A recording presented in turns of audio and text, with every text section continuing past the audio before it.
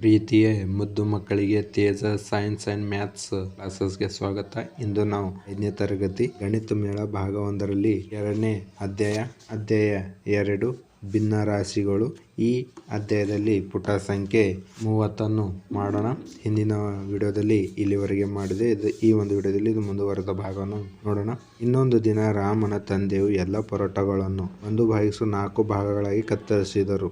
ಈ ರೀತಿ ಇದು ಒಂದು ಪರೋಟ. ಈ ಪರೋಟದಲ್ಲಿ ಏನ್ ಮಾಡಿದ ಅಂತಂದ್ರೆ 4 ಅಂತಂದ್ರೆ 1/4 1 2 3 4 ಭಾಗಗಳು ಮಾಡಿ ಅದರಲ್ಲಿ ಒಂದು ಭಾಗವನ್ನು ತೆಗೆದುಕೊಂಡಿದ್ರು. ಅದರಿಂದ 4 ಭಾಗಗಳು 1/4 ಅಂತ ಕರೀತಾರೆ. ಅಜ್ಜನು 1/4 ಪರೋಟದ 9 ಭಾಗಗಳನ್ನು ತೆಗೆದುಕೊಂಡನು. ಅವನು ಎಷ್ಟು ಪರೋಟಗಳನ್ನು ತಿಂದನು ಅಂತ ನೋಡ್ರಿ. ಮೊದಲು ಇಲ್ಲಿ ಪರೋಟ, ಇದು ಒಂದು ಪೂರ್ಣ ಪರೋಟ. ಈ ಪೂರ್ಣ ಪರೋಟದಲ್ಲಿ ಏನು ಮಾಡಿದ ಅಂತಂದ್ರೆ ಛೇದದಲ್ಲಿ ಎಷ್ಟದ 4 ಅದ, ಅದರ 4 ಸಮಭಾಗಗಳಾಗಿ ಮಾಡಿದ. ಇದರಲ್ಲಿ 4 ಸಮಭಾಗಗಳು ಮಾಡಿ ಅದರಲ್ಲಿ ಏನು ಒಂದು ಭಾಗವನ್ನು ತೆಗೆದುಕೊಂಡ್ರು. ಅದು 4ನೇ ಒಂದು ಭಾಗವನ್ನು ಕರೀತಾರೆ. ಅವ್ರು ಏನು ಮಾಡತ್ತಾರ ಅಂತಂದ್ರೆ 9 ಭಾಗಗಳು ಈ ರೀತಿ 1/4 ಇದ್ದಂತ ತುಂಡುಗಳನ್ನು 9 ತುಂಡುಗಳನ್ನು ತೆಗೆದುಕೊಂಡಾರ. ಅಂದ್ರೆ ಎಷ್ಟು ಪೂರ್ಣ ಪರೋಟಗಳಾಯ್ತು ಅಂತ ನೋಡಬೇಕು. ಇಲ್ಲಿ ನೋಡ್ರಿ, ಇದು ಒಂದು 4ನೇ ಒಂದು ಅರ್ಧ ಆಯ್ತು. ಇದು 4ನೇ ಒಂದು ಇದು ಅರ್ಧ ಆಯ್ತು. ಅರ್ಧ ಸೇರಿ ಒಂದು ಪರೋಟ ಆಯ್ತದ. ಅದೇ ರೀತಿ 2ನೇ ಪರೋಟದಲ್ಲಿ ಇದು 4ನೇ ಒಂದು ಎರಡು ಸೇರಿ ಅರ್ಧ ಆಯ್ತದ. ಮತ್ತು ಇದು ಅರ್ಧ ಸೇರಿ ಅರ್ಧ ಒಂದು ಆಯ್ತದ. ಇದು ಒಂದು 2 ಪರೋಟ ಅದು. ಇದು ಅಂಬದು 4ನೇ ಒಂದು ಪರೋಟ ಅಂತಂದ್ರೆ ಒಟ್ಟು ಎಷ್ಟು ಪರೋಟ ಭಾಗಗಳವ? 1 2 3 4 5 6 7 8 9 ಭಾಗಗಳನ್ನು ತೆಗೆದುಕೊಂಡಿದ್ರು. ಈ 9 ಭಾಗಗಳನ್ನು ತೆಗೆದುಕೊಂಡರು. ಅವ್ರು ಪೂರ್ಣ ಎಷ್ಟು ಭಾಗಗಳನ್ನು ತಿಂದಾರ ಅಂತಂದ್ರೆ ಪರೋಟ ಎಷ್ಟು ಭಾಗಗಳು ತಿಂದಾರ ಅಂತಂದ್ರೆ 1 2 ಮತ್ತು ಇದು ಅರ್ಧ ಭಾಗ ಅಂತಂದ್ರೆ ಎಷ್ಟು? 2 ಪೂರ್ಣ ಪರೋಟ ಮತ್ತು ಕಾಲು ಭಾಗ ಎಂಬುದು ಅವರು ತಿಂದರು. ಇಲ್ಲಿಗೆ ಪುಟ ಸಂಖ್ಯೆ 30 ಮುಗಿತು. ನೆಕ್ಸ್ಟ್ ಪುಟದಲ್ಲಿ ನಾವು ಇದನ್ನು ಸಂಖ್ಯೆ ರೇಖೆಯಲ್ಲಿ ತೋರಿಸಬಹುದು. 0 ಮತ್ತು 1ರ ನಡುವಿನ ಅಂತರವು 4 ಸಮಾನ ಭಾಗಗಳಲ್ಲಿ ವಿಭಾಗಿಸಿ ಪ್ರತಿ ಭಾಗವು 4ನೇ ಒಂದು ಆಗಿದೆ. 4 ಕಾಲು ಭಾಗವು 1 ಅನ್ನು ಮಾಡುತ್ತದೆ. 9 ಕಾಲು ಭಾಗಗಳನ್ನು 1ರ ಪಕ್ಕ 1ರಂತೆ ಇಡುವುದರಿಂದ ನಮ್ಮನ್ನು 4ನೇ 9 ಅಥವಾ 2 ಪೂರ್ಣಾಂಕ 4ನೇ 1ಕ್ಕೆ ಕರೆದೊಯ್ಯುತ್ತದೆ. ಇದನ್ನು ಯಾವ ರೀತಿ ಓದಬೇಕಂತಂದ್ರೆ 2 ಪೂರ್ಣಾಂಕ 4ನೇ 1 ಅಥವಾ 2 ಪೂರ್ಣಾಂಕ 1/4 ಅಂತ ಓದ್ಬೋದು. ಇಲ್ಲಿ ಏನಂತಂದ್ರೆ ಪರೋಟಗಳು ಈ ರೀತಿ ಇಟ್ಟಾಗ ಇಲ್ಲಿ 0ಇಂದ 1ರ ನಡುವೆ ಎಷ್ಟು 4 ಸಮಭಾಗಗಳಾಗಿ ಮಾಡ್ಕೊಳ್ಬೇಕು. ಮತ್ತು ಅವುಗಳನ್ನು ಹೆಸರು ಕೊಟ್ಟಾಗ 4ನೇ 1 4ನೇ 2 4ನೇ 3 4ನೇ 4 ಅಂದಾಗ ಒಂದು ಪರೋಟ ಆಗುತ್ತದೆ. ಮತ್ತು ಅದೇ ರೀತಿ ಇಲ್ಲಿಂದ ಇಲ್ಲಿಗೆ 4 ಸಮಭಾಗಗಳು ಮಾಡ್ಕೋಬೇಕು. 4ನೇ 5 4ನೇ 6 4ನೇ 7 4ನೇ 8 ಇದರಲ್ಲಿ ಇವು 2 ಪರೋಟ ಅದು. ಇದು 4ನೇ 9 ಎಂಬುದು ಕಾಲು ಭಾಗ. ಈ ರೀತಿ ಏನು ಮಾಡ್ಬೋದು, ಸಂಖ್ಯಾ ರೇಖೆಯಲ್ಲಿ ನಾವು ಪ್ರತಿನಿಧಿಸ್ಬೋದು. ನೆಕ್ಸ್ಟು ರಾಮನ 4ನೇ 1 ಅಥವಾ 1/4ರ 7 ತುಂಡುಗಳನ್ನು ತಿಂದರು. ಇವ್ರು ಏನು ಮಾಡ್ತಾರೆ, 4ನೇ 1 ಅಂತಂದ್ರೆ ಕಾಲು ಭಾಗ ಇದ್ದಿಂದ 7 ತುಂಡುಗಳನ್ನು ತಿಂದರು. ಮತ್ತು ರಾಧಿಕಾ ಕಾಲು ಭಾಗ ಇದ್ದಿಂದ 6 ತಿಂದರು. ಅಮ್ಮ ಕಾಲು ಭಾಗ ಇದ್ದಿಂದ 8 ಭಾಗಗಳನ್ನು ತಿಂದರು ತುಂಡುಗಳನ್ನು. ಮತ್ತು ದಾದಿ ಎಂಬವರು ಕಾಲು ಭಾಗ ಇದ್ದಿಂದ 10 ತುಂಡುಗಳನ್ನು ತಿಂದರು. ಮತ್ತು ಬಾಬಾ ಎಂಬವರು ಕಾಲು ಭಾಗದಿಂದ 12 ತುಂಡುಗಳನ್ನು ತಿಂದರೆ ಪ್ರತಿಯೊಬ್ಬರು ಎಷ್ಟು ಪರೋಟಗಳನ್ನು ತಿಂದರು ಎಂಬುದನ್ನು ಕಂಡುಹಿಡಿಯಲು ಒಂದು ಸಂಖ್ಯಾ ರೇಖೆಯನ್ನು ಬಳಸಿ. ಇಲ್ಲಿ ಪ್ರತಿಯೊಬ್ಬರಿಗೂ ಒಂದೊಂದು ಏನು ಮಾಡಿದ ಸಂಖ್ಯಾ ರೇಖೆಯನ್ನು ಕಟ್ಟಿದ ಮಕ್ಕಳೇ. ಆ ಸಂಖ್ಯಾ ರೇಖೆ ಮೇಲೆ ಏನು ಮಾಡಬೇಕು, ಇವರು ತಿಂದಂಥ ಪರೋಟದ ಸಂಖ್ಯೆಯನ್ನು ಇಲ್ಲಿ ಬರೆದು ತೋರಿಸ್ಬೇಕು. ಅದನ್ನು ನಾವು ಒಂದೊಂದಾಗಿ ಬರೆಯೋಣ. ರಾಮನ ಪರೋಟದ ಪ್ರಮಾಣ ಎಷ್ಟು ಅಂತಂದ್ರೆ ನೋಡ್ರಿ, ನಾವೇನು 0ಇಂದ 1ರ ನಡುವೆ ಎಷ್ಟು ಸಮ ಅಂತರದಲ್ಲಿ ಏನು ಮಾಡಬೇಕು, 4 ಭಾಗಗಳು ಮಾಡಬೇಕು. 0ಇಂದ 1ರ ನಡುವೆ 4 ಸಮ ಭಾಗಗಳು ಮಾಡಿ ಅದು ಮೊದಲನೇ ಭಾಗಕ್ಕೆ 4ನೇ 1, 2ನೇ ಭಾಗಕ್ಕೆ 4ನೇ 2, 3ನೇ ಭಾಗಕ್ಕೆ 4ನೇ 3, 4ನೇ ಭಾಗಕ್ಕೆ 4ನೇ 1 ಅಂತ ಬರಿಬೇಕು. ಬರೆದಾದ ನಂತರ ಇದನ್ನು ನಾವು 1 ಅಂತ ಬರ್ದೀನಿ. ಯಾಕಂತಂದ್ರೆ ಇದು 4 ಒಂದ್ಲೆ ಮಾಡಿದಾಗ ಇದು 1 ಅಂತಂದ್ರೆ ಪೂರ್ಣ ಪರೋಟ, ಒಂದು ಪೂರ್ಣ ಪರೋಟ. 4 ಭಾಗಗಳು 1ರ ಪಕ್ಕ 1 ಜೋಡಿಸಿದಾಗ ಇಲ್ಲಿ ಜೋಡಿಸಿದ ನೋಡ್ರಿ, 4 ಕಾಲು ಭಾಗಗಳು 1ರ ಪಕ್ಕ 1 ಜೋಡಿಸಿದಾಗ ಅದು ಏನಾಯಿತು, ಪೂರ್ಣ ಒಂದು ಪರೋಟ ಆಯ್ತದ. ಅದೇ ರೀತಿಯಲ್ಲಿ ಇದು ಪೂರ್ಣ ಒಂದು ಪರೋಟ, ಇದು ಪೂರ್ಣ ಪರೋಟ. ಮತ್ತು ಅದ್ರ ಮುಂದೆ ನೋಡಿದಾಗ ಎಷ್ಟು ಅಂತಂದ್ರೆ ರಾಮನ ಪರೋಟದ ಪ್ರಮಾಣ ಎಷ್ಟದ ಅಂತಂದ್ರೆ ಇಲ್ಲಿ ನೋಡಿದಾಗ 7 ಅವ ರೀ. 7 ತುಂಡುಗಳು ಅಂತಂದ್ರೆ ಇದು 4 ತುಂಡುಗಳು ಅದು. 4ನೇ 5 4ನೇ 6 4ನೇ 7 ಇಲ್ಲಿಗೆ ಎಷ್ಟೈತೆ ಅಂತಂದ್ರೆ 7 ತುಂಡುಗಳು ಆಯ್ತಾ. ಕಾಲು ಭಾಗದ 7 ತುಂಡುಗಳು ಅಂತಂದ್ರೆ ಒಂದು ಪೂರ್ಣ ಭಾಗ ಮತ್ತು 3 ಕಾಲು ಭಾಗ ಅಂತಂದ್ರೆ ಒಂದು ಪೂರ್ಣ ಭಾಗದಾಗ 3/4 ಪರೋಟ ಏನು ಮಾಡ್ರ ರಾಮನು ತಿಂದನ. ನೆಕ್ಸ್ಟ್ ಮುಂದೆ ರಾಧಿಕಾ ಪರೋಟದ ಪ್ರಮಾಣ ಎಷ್ಟು ಅಂತಂದ್ರೆ ನೋಡ್ರಿ, ರಾಧಿಕಾದ ಎಷ್ಟದಂತ 6 ಭಾಗಗಳವ. ಎಷ್ಟನೇದಂತಂದ್ರೆ 1/4 6 ಭಾಗಗಳು ಅಂತಂದ್ರೆ 0ಇಂದ 1 ನಡುವೆ ಏನು ಮಾಡಬೇಕು 4 ಸಮಭಾಗಗಳಾಗಿ ಮಾಡ್ಕೋಬೇಕು. ಸೇಮ್ ಇದರಲ್ಲಿ ಯಾವ ರೀತಿ ಮಾಡಿದಿಲ್ಲ ಅದೇ ರೀತಿ. ಅದಾದ ನಂತರ ಇಲ್ಲಿ 0 ಮೊದಲನೇ ಭಾಗಕ್ಕೆ 4ನೇ 1, ಎರಡನೇ ಭಾಗಕ್ಕೆ 4ನೇ 2, ಮೂರನೇ ಭಾಗಕ್ಕೆ 4ನೇ 3, ನಾಲ್ಕನೇ ಭಾಗಕ್ಕೆ 4ನೇ 4 ಅಂತ ಬರೆದು ಈ ರೀತಿ ಗುರುತಿಸ್ಕೊಳ್ಬೇಕು. ಇದನ್ನು ನೋಡಿದಾಗ ಇಲ್ಲಿಗೆ ಅರ್ಧ ಭಾಗ ಆಗುತ್ತದೆ. ಹಂಗೆ 4ನೇ 2ಕ್ಕೆ ಇದು 2 1 2 2 ಅಂತಂದ್ರೆ ಇದು ಎಷ್ಟದ 1/2 ಅಂತ ಅರ್ಧ ಭಾಗ. ಇದು 4ನೇ 4 ಅಂತ 2 ಅಂಶ ಮತ್ತು ಛೇದ ಒಂದೇ ಮಧ್ಯದಿಂದ ನಾವು ಭಾಗಿಸಿದಾಗ ನಮಗೆ ಭಾಗಲಬ್ಧ 1 ಬರ್ತದೆ. ಅದರಿಂದ ಪೂರ್ಣ ಪರೋಟ. ಇದರ ಅರ್ಥ ಏನು? ಪೂರ್ಣ 1 ಪರೋಟ. 4ನೇ 5 4ನೇ 6 ಅಂತಂದರು ಒಂದು ಪೂರ್ಣ ಪರೋಟ ಮತ್ತು ಕಾಲು ಭಾಗದ 2 ತುಂಡುಗಳು ಅಂತಂದ್ರೆ ಎಷ್ಟಾಯಿತು ಅಂತ 1 ಪೂರ್ಣ ಭಾಗ 2/4 ರಾಧಿಕಾದ ಪರೋಟದ ಪ್ರಮಾಣ ಆಯ್ತದ.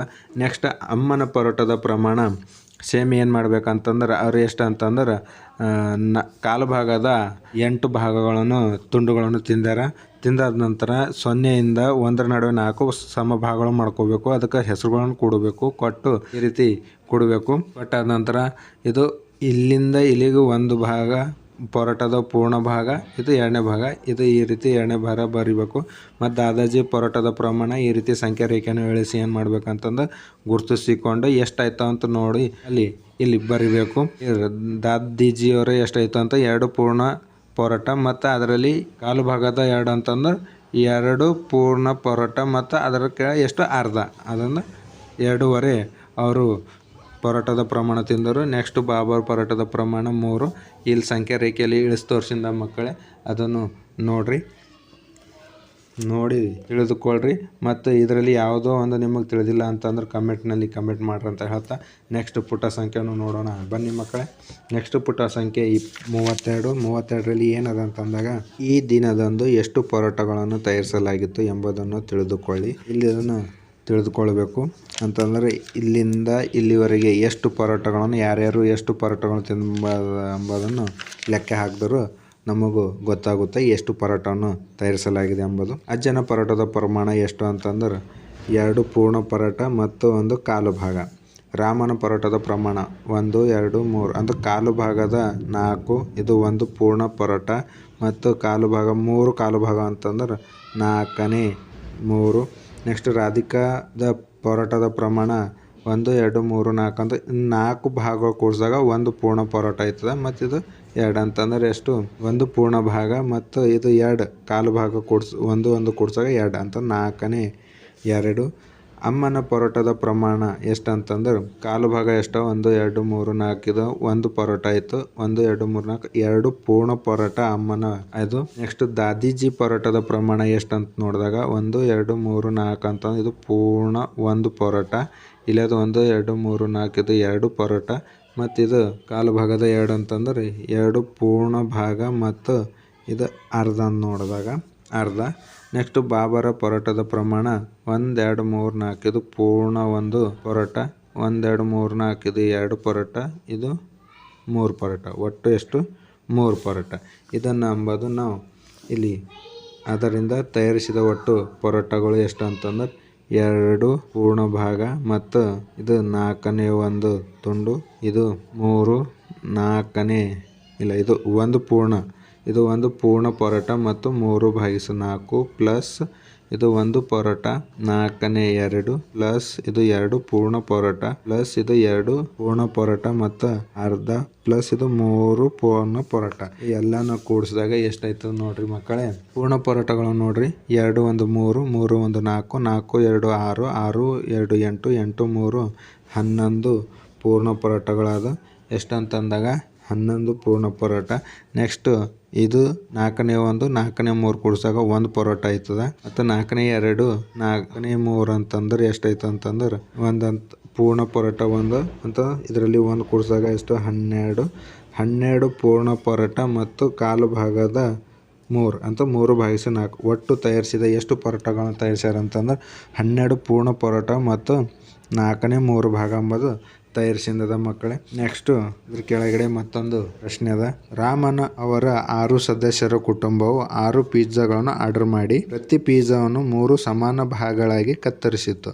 ರಾಮನ ಮನೆಯಲ್ಲಿ ಎಷ್ಟು 6 ಸದಸ್ಯರರ ಅವ್ರು ಏನು ಮಾಡ್ತಾರಂತ 2 ಪಿಜ್ಜಾಗಳನ್ನು ಆರ್ಡರ್ ಮಾಡ್ತಾರೆ.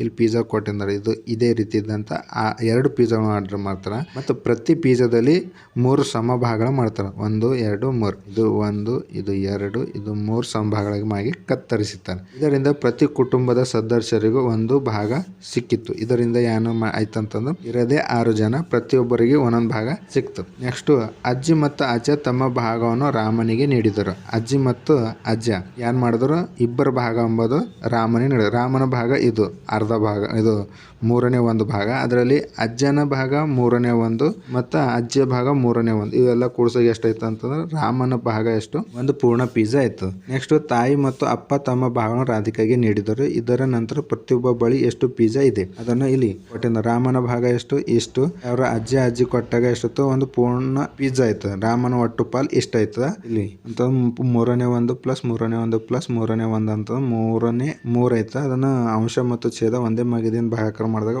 1 ಬರ್ತದೆ. ಒಟ್ಟು ರಾಮನ ಪಾಲು ಎಷ್ಟು ಪಿಜ್ಜಾದಲ್ಲಿ ಅಂತ ಪೂರ್ಣ ಪಾಲು. ಇದನ್ನು ಸಂಖ್ಯಾ ರೇಖೆಯಲ್ಲಿ ನಾವು ಈ ರೀತಿ ಇಳಿಸಿ ತೋರಿಸ್ಬೋದು. 0 ಮತ್ತು 1 ನಡುವೆ 3 ಸಮಭಾಗಗಳು ಮಾಡ್ಕೊಳ್ಬೇಕು. ಸಮಭಾಗಗಳನ್ನು ಮಾಡಿ ಏನ್ ಮಾಡ್ಬೇಕಂತಂದ್ರೆ 0 ಆದ ನಂತರ ಮೊದಲನೇ ಗೆರೆ 3/1, ಎರಡನೇ ಗೆರೆ 3/2, ಮೂರನೇ ಗೆರೆ 3/3 ಅಂತ ಬರೆದು ಈ ರೀತಿ ತೋರಿಸಬಹುದು. ಅದ ನಂತರ ರಾಮನ ಕೇವಲ 2 ತುಂಡುಗಳು ಪಿಜ್ಜಾ ಮಾತ್ರ ತಿನ್ನಲು ಸಾಧ್ಯವಾಯಿತು. ಆದ್ದರಿಂದ ಅವರು ರಾಧಿಕಾಗೆ ನೀಡಿದರು. ಈಗ ರಾಧಿಕಾ ಬಳಿ ಎಷ್ಟು ಪಿಜ್ಜಾ ಇದೆ ಇದು ಪ್ರಶ್ನೆ ಅಂತಂದರು.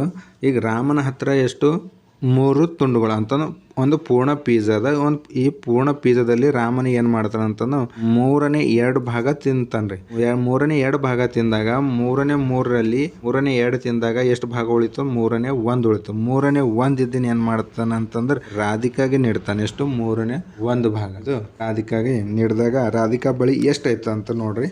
ಈಗ ರಾಧಿಕಾದ ಭಾಗ ಎಷ್ಟು, ಮೊದಲು ಮಾಡಿರೋ ಪ್ರಕಾರ ಇದು 3/1 ಭಾಗ ರಾಧಿಕಾದ. ಈ ರಾಧಿಕಾ ಬಳಿ ಎಷ್ಟಿದೆ ಅಂತಂದ್ರೆ ತಂದೆ ಮತ್ತು ತಾಯಿ ಇಬ್ಬರು ಸೇರಿ 3/1 ಕೊಟ್ಟರು. ಎಷ್ಟು, 3/1. ಅವರು ತಂದೆ ಕೊಟ್ಟಿರೋದು 3/1, ತಾಯಿ ಕೊಟ್ಟಿದ್ದು 3/1, ತಮ್ಮ ಕೊಟ್ಟಿದ್ದು 3/1 ಅಂತಂದ್ರೆ ಎಷ್ಟಾಯ್ತು ಅಂತಂದ್ರೆ ಎಲ್ಲ ಕೂಡ್ಸಾಗ ಎಷ್ಟಾಯ್ತು, 3/4 ಆಯ್ತದ. ನಾವು ಇದು ಮಾಡಿದಾಗ ಒಂದು ಪೂರ್ಣ ಪಿಜ್ಜಾ ಮತ್ತು 3/1 ಭಾಗ ಆಯ್ತು. ಅದೇ ಎಂಬುದಿಲ್ಲಿ ಮಾಡಿ ತೋರಿಸಿದ ನೋಡ್ರಿ. ಮತ್ತು ಇದು ಸಂಖ್ಯಾ ರೇಖೆ ಮೇಲೆ ಇಳಿಸು ಕೂಡ ತೋರಿಸಿದ. ಅದರಿಂದ ರಾಧಿಕಾದ ಭಾಗ ಎಷ್ಟು ಅಂತ ಒಂದು ಪೂರ್ಣ ಪಿಜ್ಜಾ ಮತ್ತು 3/1 ಭಾಗ. ನೆಕ್ಸ್ಟ್ ನಾವು ಮಾಡೋಣ ಒಂದೇ ಮುಖ್ಯ ಪ್ರಶ್ನೆ. ಪರೋಟಗಳು ಮತ್ತು ಸಂಖ್ಯಾ ರೇಖೆಗಳು ಬಳಸಿ ನಿಮ್ಮ ನೋಟ್ ಪುಸ್ತಕದಲ್ಲಿ ಈ ಕೆಳಗಿನ ಭಿನ್ನ ರಾಶಿಗಳನ್ನು ತೋರಿಸಿ. ಪರೋಟ ಮತ್ತು ಸಂಖ್ಯಾ ರೇಖೆಗಳು ಅಂತ ಪರೋಟ ಅಂತಂದ್ರೆ ಇಲ್ಲಿ ನಮಗೆ ತೋರಿಸಿದ್ರಿಲ್ಲ, ಈ ಪುಟ ಸಂಖ್ಯೆಯಲ್ಲಿ ಇಲ್ಲಿ ಮತ್ತು ಈ ಪುಟ ಸಂಖ್ಯೆಯಲ್ಲಿ ಈ ಚಿತ್ರಗಳನ್ನು ಬಳಸಿ ಈ ರೀತಿ ಪರೋಟವನ್ನು ಬಳಸಿ ಏನ್ ಮಾಡುವ, ಚಿತ್ರ ಬಿಡಿಸಿ ಸಂಖ್ಯಾ ರೇಖೆ ಮೇಲೆ ತೋರಿಸ್ರಂತ ಈ ಕೊಟ್ಟಂತ 3 ಪ್ರಶ್ನೆ ನಾ ಎಂಬುದು ಸಂಖ್ಯಾ ರೇಖೆ ಮೇಲೆ ಇಳಿಸಿ ತೋರಿಸ್ತೀನಿ ನೋಡ್ರಿ ಮಕ್ಕಳೇ. ಪುಟ ಸಂಖ್ಯೆ 34 ನಾವು ಮಾಡೋಣ. ಒಂದನೇ ಪ್ರಶ್ನೆಯಲ್ಲಿ ಉಪ ಪ್ರಶ್ನೆ 1ನೇದು 3/2 ಮತ್ತು 3/5. ಇದರಲ್ಲಿ ಏನ್ ಮಾಡ್ಬೇಕಂತಂದ್ರೆ ಸಂಖ್ಯಾ ರೇಖೆ ಮೇಲೆ ಇಳಿಸಿ ತೋರಿಸ್ಬೇಕು. ಈ ರೀತಿ ಮೊದಲನೇದು ಏನಂತಂದ್ರೆ 3/2 ಸಂಖ್ಯಾ ರೇಖೆಯಲ್ಲಿ ಇಳಿಸಿದಾಗ ಅಂತಂದ್ರೆ 0 ಇಂದ 1 ನಡುವೆ ಏನ್ ಮಾಡ್ಬೇಕು, 3 ಸಮಭಾಗಗಳು ಮಾಡಬೇಕು. ಸಮಭಾಗಗಳು ಮಾಡಿ ಆ ಸಂಖ್ಯಾ ರೇಖೆ ಮೇಲೆ ಇಳಿಸಿ ತೋರಿಸ್ಬೇಕು. 0 ಮತ್ತು 0 1 ಇದು 3/1, ನೆಕ್ಸ್ಟ್ 2 3/2, ನೆಕ್ಸ್ಟ್ 3/3 ಅಂತಂದ್ರೆ ಮೊದಲನೇ 3/2 ಎಲ್ಲದ ಅಂತಂದ್ರೆ ಇದು 3/2 ಮತ್ತು ಇನ್ನೊಂದು 3/5, 3/3, 3/4, 3/5. ಇದು ಯಾವ ದೊಡ್ಡದಂತಂದ್ರೆ ಇದು ಪಾಲು ದೊಡ್ಡದಂತ ಬರಿಬೇಕು. ಬಿ 4/3 ಮತ್ತು 4/5. 0 ಮತ್ತು 1 ನಡುವೆ 4 ಸಮಭಾಗಗಳು ಮಾಡಬೇಕು. 4 ಸಮಭಾಗಗಳು ಮಾಡಿ 0 ಆದ ನಂತರ 1ನೇದಕ್ಕೂ 4/1, 4/2, 4/3, 4/4 ಅಂತ ಏನು ಮಾಡಬೇಕು, ಈ ರೀತಿ ಭಾಗಗಳನ್ನು ಗುರುತಿಸ್ಬೇಕು. ಇಲ್ಲಿ ಎಷ್ಟು 4/3, ಇದಕ್ಕೆ 4/3 ಈ ರೀತಿ ಗುರುತಿಸ್ಬೇಕು. ಇದು 4/5 ಅಂತ ಈ ರೀತಿ ಗುರುತಿಸ್ಕೊಳ್ಬೇಕು. ನೆಕ್ಸ್ಟ್ ಸಿ 8/4 ಮತ್ತು 8/9 ಇದ್ದಿಂದು ಏನು ಮಾಡ್ಬೇಕಂತಂದ್ರೆ ಸಂಖ್ಯಾ ರೇಖೆಯಲ್ಲಿ ಈ ರೀತಿ ಇಳಿಸಿದಾಗ 0 ಮತ್ತು 1 ನಡುವೆ ಏನು ಮಾಡಬೇಕು, 8 ಸಮಭಾಗಗಳಾಗಿ ಮಾಡ್ಕೊಳ್ಬೇಕು. 0 ಮತ್ತು 8 ನಡುವೆ ಇಲ್ಲಿ 0 8/1, 8/2, 8/3 ಅಂತ 8/8 ಅಂತಂದ್ರೆ ಇಲ್ಲಿ 1 ಬರ್ತದೆ. ಇದು 8/1 ಭಾಗಾಕಾರ ಮಾಡಿದಾಗ 8ರಿಂದ ಭಾಗಲಬ್ಧ 1 ಬರ್ತದೆ. ಈಗ ಇಲ್ಲಿ ಏನದ 8/4 ಅಂತದ, ಎಲ್ಲಿ ಬರ್ತವೆ 8/4 ಇಲ್ಲಿ ಬರ್ತವೆ. ಇದಕ್ಕೆ ಈ ರೀತಿ ಏನು ಮಾಡ್ಬೇಕು, ಗುರುತಿಸ್ಬೇಕು. ಈಗ 8/9 ಎಲ್ಲಿ ಬರ್ತವೆ ಅಂತಂದರೆ ಈಗ ಕೊನೆಯದಾಗಿ 8/9 ಬರ್ತವೆ. ಇಲ್ಲಿಗೆ ಒಂದನೇ ಮುಖ್ಯ ಪ್ರಶ್ನೆ ಮುಗೀತು. ನೆಕ್ಸ್ಟ್ ಎರಡನೇ ಮುಖ್ಯ ಪ್ರಶ್ನೆ, ಒಂದಕ್ಕಿಂತ ಅಥವಾ ಪೂರ್ಣ ದೊಡ್ಡದಾದ ಭಿನ್ನರಾಶಿಗಳನ್ನು ವೃತ್ತ ಮಾಡಿ ನಿಮಗೆ ಹೇಗೆ ತಿಳಿಯಿತು, ತರಗತಿಯಲ್ಲಿ ನಿಮ್ಮ ಕಾರಣವನ್ನು ಚರ್ಚಿಸಿ ಅಂತ ಇಲ್ಲಿ ಕೆಳಗೆ ಕೊಟ್ಟಂತ ಈ ಭಿನ್ನರಾಶಿಗಳಿಗೆ ಏನ್ ಮಾಡಬೇಕು ಅಂತ ಒಂದಕ್ಕಿಂತ ದೊಡ್ಡದಿದ್ದಕ್ಕೆ ಏನ್ ಮಾಡಬೇಕು, ವೃತ್ತ ಹಾಕಬೇಕು. ಮತ್ತೆ ಇದು ಯಾವ ರೀತಿ ತಿಳಿದ ನಿಮಗಂಬುದನ್ನು ಕಾರಣ ಕೊಡ್ಬೇಕು. ಈಗ ಇಲ್ಲಿ ನೋಡಿದಾಗ, ಇಲ್ಲಿ ಉದಾಹರಣೆ ನೋಡಿದಾಗ ನೋಡ್ರಿ, ಇಲ್ಲಿ ಎಷ್ಟು ಅದ ಅಂತಂದ್ರೆ 3ನೇ 4. ಇದರಲ್ಲಿ ಎಷ್ಟು ಪಿಜ್ಜಾ ಅಂತಂದ್ರೆ, ಎಷ್ಟು ಪಿಜ್ಜಾದ ಭಾಗಗಳು ಅಂತಂದ್ರೆ 3ನೇ 4, ಒಟ್ಟು 3ನೇ 4 ಅಂತ 3ನೇ 3ಕ್ಕೆ ಒಂದು ಪೂರ್ಣ ಪಿಜ್ಜಾ ಆಯ್ತದ, 3ನೇ 4 ಹೆಚ್ಚಿಗೆ ಆಯ್ತಾ ಅಂತಂದ್ರೆ ಇಲ್ಲಿ ನೋಡಿದಾಗ ಅಂಶ ಛೇದ ನೋಡಿದಾಗ ಛೇದದಲ್ಲಿ ಏನ ಚಿಕ್ಕದ, ಅಂಶದಲ್ಲಿ ದೊಡ್ಡದ. ಅಂಶದಲ್ಲಿ ದೊಡ್ಡದಿತ್ತಂತಂದ್ರೆ ಅದ್ರ ಬೆಲೆ ಅನ್ನೋದು 1ಕ್ಕಿಂತ ಹೆಚ್ಚಿಗಿರ್ತದೆ. ಅಂಶದಲ್ಲಿ ಕಡಿಮೆ ಇತ್ತಂತಂದ್ರೆ ಅದ್ರ ಬೆಲೆ ಏನೋ 1ಕ್ಕಿಂತ ಕಡಿಮೆ ಅದಂತ ಅರ್ಥ. ಅದೇ ನಿಯಮದಲ್ಲಿ ಇಲ್ಲಿ ಇದು ಲೆಕ್ಕಗಳನ್ನು ಬಿಡಿಸೋಣ. ಈಗ ಮೊದಲನೇದಾಗಿ ಏನು ಮಾಡ್ಬೇಕಂತಂದ್ರೆ, ಈಗ ಒಂದಕ್ಕಿಂತ ದೊಡ್ಡದಾದ ಭಿನ್ನರಾಶಿಗಳು ಯಾವ್ಯಾವ? 5ನೇ 4, 3ನೇ 7, 4ನೇ 9, 11ನೇ 13, 5ನೇ 12, 8ನೇ 12. ಇವು ಏನೋ ಇಷ್ಟು ಭಿನ್ನರಾಶಿಗಳ ಬೆಲೆ ಏನದಂತ 1ಕ್ಕಿಂತ ಹೆಚ್ಚಿಗದ. ಈಗ ನೆಕ್ಸ್ಟ್ ಇದಕ್ಕೆ ಯಾವ ರೀತಿ ತಿಳಿದಿದೆ ಅಂತಂದ್ರೆ, ಭಿನ್ನರಾಶಿಯಲ್ಲಿ ಅಂಶ ಛೇದಕ್ಕಿಂತ ದೊಡ್ಡದಾಗಿದ್ದರೆ, ಭಿನ್ನರಾಶಿಯಲ್ಲಿ ಅಂಶ ಎಂಬುದು ಛೇದಕ್ಕಿಂತ ದೊಡ್ಡದಾಗಿದ್ದರೆ ಆ ಭಿನ್ನರಾಶಿ ಮೌಲ್ಯ ಅಥವಾ ಬೆಲೆ 1ಕ್ಕಿಂತ ಏನಿರ್ತದೆ, ಹೆಚ್ಚಿಗಿರ್ತದೆ. ಅದ್ರ ಬೆಲೆ ಏನಿರ್ತದೆ 1ಕ್ಕಿಂತ ಹೆಚ್ಚಿಗಿರ್ತದೆ. ನೆಕ್ಸ್ಟು ಕಾರಣ, ಅದಕ್ಕೆ ಕಾರಣ ಕೊಡ್ಬೇಕು. ಏನು, ಅಂಶವು ಛೇದಕ್ಕಿಂತ ದೊಡ್ಡದಾಗಿರೋ ಎಲ್ಲ ಭಿನ್ನರಾಶಿಗಳು 1ಕ್ಕಿಂತ ದೊಡ್ಡದಾಗಿರುತ್ತವೆ. ಕಾರಣ ಏನು, ಅಂಶವು ಛೇದಕ್ಕಿಂತ, ಅಂಶ ಏನದ ಛೇದಕ್ಕಿಂತ ದೊಡ್ಡದಿದ್ದರೂ ಆ ಎಲ್ಲ ಭಿನ್ನರಾಶಿ ಏನಿರ್ತದೆ ಅಂತಂದ್ರೆ 1ಕ್ಕಿಂತ ದೊಡ್ಡದಾಗಿರುತ್ತೆ. ಆದ್ದರಿಂದ ಅಂಥ ಭಿನ್ನರಾಶಿಗಳಿಗೆ ಏನು ಮಾಡಬೇಕು, ವೃತ್ತವನ್ನು ಹಾಕಲ್ಲ. ಇದಕ್ಕೆ ಏನು ಮಾಡಬೇಕು, ಈ ರೀತಿ ವೃತ್ತವನ್ನು ಹಾಕಬೇಕು. ಇಲ್ಲಿಗೆ ಪುಟ ಸಂಖ್ಯೆ 33 ಮುಗಿತು. ನೆಕ್ಸ್ಟು